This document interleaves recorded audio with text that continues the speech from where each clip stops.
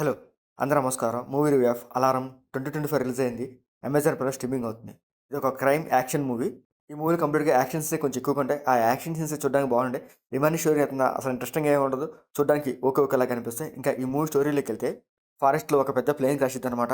So, అది చూసిన జో అక్కడికెళ్తాడు. అక్కడికి వెళ్ళాక తనకి ఆ ప్లేన్‌లో ఒక పెన్ డ్రైవ్ దొరుకుద్ది. ఆ పెన్ డ్రైవ్ కోసం వెతుక్కుంటున్న ఒక టీమ్ వస్తదనమాట. అప్పుడే జోకి అర్థమైద్ది ఆ పెన్ డ్రైవ్ చాలా వాల్యుబుల్ అని. అప్పుడు జో ఆ పెన్ డ్రైవ్ ఆ టీమ్‌కి ఇచ్చాడా లేదా? అసలు ఏం జరిగిందనేది ఈ మూవీ స్టోరీ అనమాట. ఈ పాయింట్ బేస్ చేసుకొని మూవీ చాలా ఇంట్రెస్ట్‌గా తీసుకెళ్ళడానికి ట్రై చేశాడు.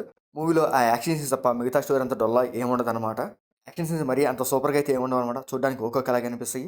ఏదో గన్నులు పట్టుకొని తుపుక్ తుపుక్ అని కాల్చుకుంటా ఉంటారు.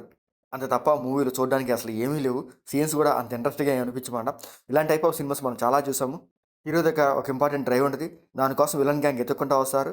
అప్పుడు హీరో వాటిని ఎదిరించి పోరాడుతుంటాడు. సేమ్ స్టోరీయే కానీ సీన్స్ కూడా అంత ఇంట్రెస్టింగ్‌గా ఉండవు. యాక్షన్ సీన్స్ కూడా సేమ్ అలాగే రొటీన్‌గానే ఉంటాయన్నమాట. ఇంకా ఈ మూవీలో సిల్వర్ స్టార్ స్టోలింగ్ చేశారు. తనతో వచ్చే యాక్షన్ సీన్స్ అయితే మరీ అంత ఇంట్రెస్టింగ్‌గా ఉండవు. కొంచెం డల్‌గానే ఉంటాయి. 79 ఇయర్స్‌లో కూడా తను ఆ యాక్షన్ సీన్స్ కూడా చాలా పర్లేదు బాగానే చేశాడు. స్టోలోన్ కూడా ఒక ఏజెంటే. ఏజెంట్ జోని విలన్స్ నుంచి కాపాడడానికి వస్తాడనమాట ఒక ఫ్రెండ్‌గా. అంత తప్ప గాని తన క్యారెక్టర్ అంత ఇంపార్టెన్స్ లేదు ఈ మూవీలో.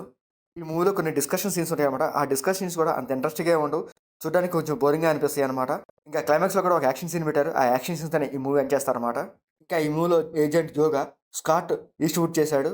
తన క్యారెక్టర్ బాగుంటది. ఆ క్యారెక్టర్ తగ్గట్టు తన యాక్టింగ్ పర్ఫార్మెన్స్ కూడా బాగుంటదన్నమాట. రిమైన్ క్యారెక్టర్స్ కూడా పర్లేదు బాగానే ఉంటాయి.